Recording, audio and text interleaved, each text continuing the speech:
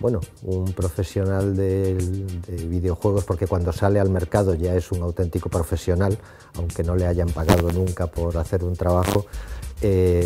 sale con la actitud de comerse el mundo y se encuentra con el problema que se encuentra cualquiera que termina una carrera, es empezar a buscar un ámbito en el que moverse, empezar a buscar empresas que confíen en él,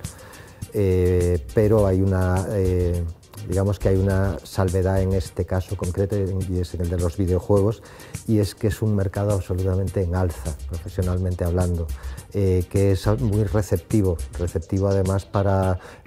gente creativa, para gente que tiene reflejos a la hora de crear y de promover cosas, tiene iniciativas. Entonces es un terreno en el que nuestros alumnos no están encontrando dificultades.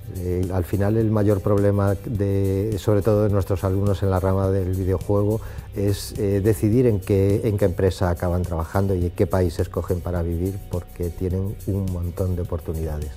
Una de las maneras que tenemos de apoyar a nuestros alumnos, desde nuestra total confianza en su trabajo y en su iniciativa y en sus ganas de hacer cosas y en su originalidad,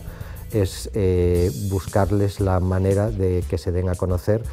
con eventos, con colaboraciones con entidades, con instituciones, como acabamos de ver en este caso en el Museo San Pío V de Valencia, que un grupo de alumnos han hecho una reinterpretación de obras clásicas expuestas en el museo a base de tipografías y con una animación digital, y es una de las maneras que ellos han desarrollado toda esa creatividad.